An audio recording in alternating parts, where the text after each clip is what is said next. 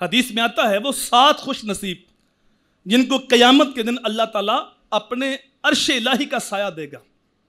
ان میں سے ایک وَالشَّابُ نَشَأَ فِي عِبَادَةِ اللَّهِ، وہ جوان جس کی جوانی اللہ کی عبادت میں گزری، جوانی کے حسین لمحوں میں رب کو راضی کیا، جوانی کے حسین لمحوں میں عبادت کی.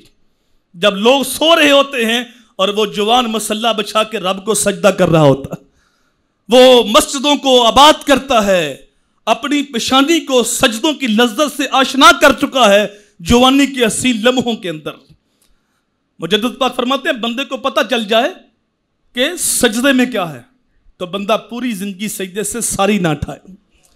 جو مزہ سجدے کے اندر ہے وہ کسی اور جگہ نہیں، لیکن اس نوجوان نے اپنی جوانی کو سجدوں سے آشنا کر لیا اور جوانی کے اسی لمحوں میں توبہ کر لی.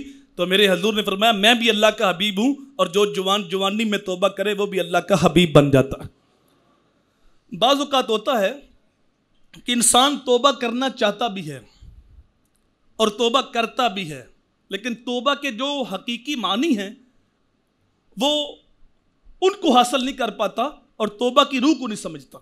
جس طرح 2 دن قبل شب برات گزری تو مسجدیں بری ہوئی تھیں، دل اللہ کی طرف رجوع کر رہے تھے اور لوگ اللہ کے دور آنسو سسکیاں آہیں پیش کر رہے تھے، رو رہے تھے، توبہ کر رہے تھے.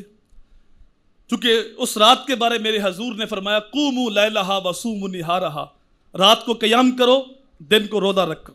تو کچھ خوش نصیب تھے کہ اس حدیث پہ عمل کیا، رات کو نوافل پڑھے، توبہ کی، دن کو روزہ بھی رکھا.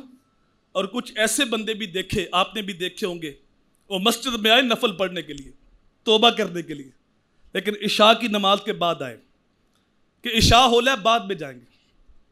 اب عشاء کی نماز تو فرض تھی، اس کو اس نے اہمیت نہیں دی، تو نفل پڑھنے کے لیے آیا، نفل بھی پڑھے، توبہ بھی کی، اور صبح فجر کی نماز بھی نہیں پڑھی.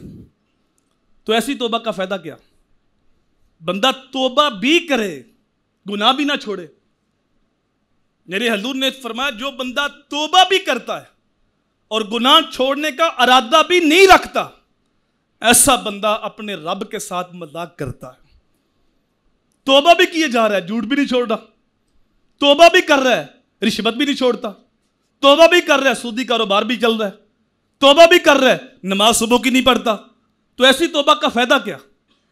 توبہ تو یہ ہے کہ گناہ کو ترک کر دے اور عزم مصمم کرے کہ دوبارہ تو یہ ہوگا ہی نہیں، لیکن جب کبھی پھر شیطان کے ہتھے چڑھ جائے پھر توبہ کرے، مالک پھر معاف کر دیتا ہے. 100 بار